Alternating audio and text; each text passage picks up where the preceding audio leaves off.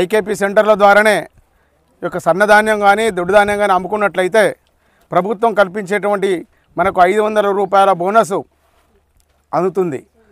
ఏదో ఆదరాబాదరగా ఇన్ని రోజులు మనం పంట పండించినాక అమ్ముకునే టైంలో ఆదరాబాదరా చేయకూడదు. మంచిగా ధాన్యాన్ని ఆరబెట్టుకొని నాణ్యతా ప్రమాణాలకు అనుగుణంగా ఐకేపీ సెంటర్కి తీసుకుపోయినట్లయితే మనకు 2320 రూపాయలతో పాటు గవర్నమెంట్ కల్పించే 500 రూపాయల బోనస్ ఈ సన్నధాన్యానికి ఇవ్వడం జరుగుతుంది. కావున రైతులందరూ ఈ యొక్క చక్కని అవకాశాన్ని సద్వినియోగం చేసుకోవాలి.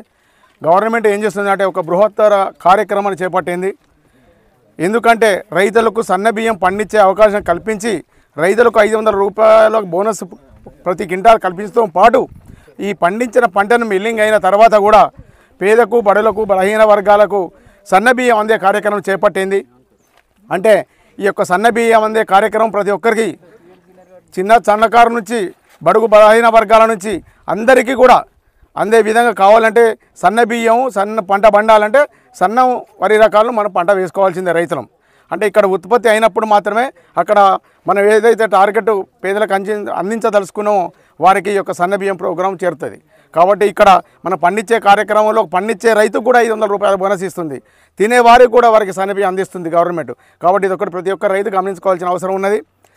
ఇప్పుడు ఈ సెంటర్ల ద్వారా ఏదైతే అవకతవకలు జరగకుండా రైతులకు వాళ్ళ ముగ్గిట్లో ఉండేటట్టు ఎలాంటి తేడాలు రాకుండా చూడవలసిన బాధ్యత సెంటర్ బాధ్యత గల వాళ్ళ సెంటర్ల అధికారులకు ఉన్నది. దీన్ని కూడా మిగతా సంబంధిత అధికారులు కూడా పర్యవేక్షణ చేయవలసిన అవసరం ఉన్నది. కాబట్టి రైతులు ఆరుగాలం చేసిన కష్టానికి ప్రతిఫలంగా ఇప్పుడు గవర్నమెంట్ ఇచ్చే ప్రోత్సాహము తర్వాత మనం పండించిన పంట తిరిగి తీసుకొని మన గ్రామాలకు పేదవారికి వచ్చే అవకాశం ఇదంతా కలుగుతున్నదంటే మనం కూడా చేయుతనిచ్చిన వాళ్ళం అవుతాం రైతులం. కాబట్టి రైతును రాజు చేసే ఉద్దేశంతో పాటు పేదలను కూడా పైకి తీసుకొచ్చే పట్టెడు అన్నం సన్న రకాలందరికీ బడుగులకు బలహీన వర్గాలకు కూడా మంచి ఆహారం దొరకాలి. ఎందుకంటే ఎప్పుడైనా ఇప్పుడు లక్షాధికారమైన లవణం అనే కానీ మెరుగు బంగారం మింగపోడు, ఎంత గొప్పవాడైనా కానీ సన్నబియ్యం కోరుకుంటాడు. ఈరోజు అలాంటి కళ పేదవారికి కూడా నెరవేరుతుంది. కాబట్టి రైతులు పండించే రైతు కూడా అయితే మేలు జరుగుతుంది.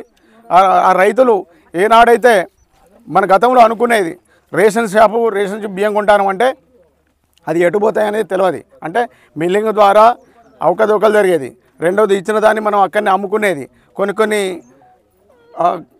వాటి ద్వారా పక్కకు పట్టేది. ఇప్పుడు అలాంటి అవకాశం లేదు. ప్రతి ఒక్కరు కూడా ప్రతి ఒక్క గృహిణి కూడా ఈ సద్వినియోగం చేసుకొని తెచ్చుకొని వండుకొని తినాల్సిన అవసరం ఉన్నది. మనం కూడా ఈ యొక్క అవకాశాన్ని కల్పించినందుకు ప్రభుత్వానికి మద్దతుగా మనం సన్న రకాలు పండించాలని మేము కోరుకుంటా ఉన్నాం.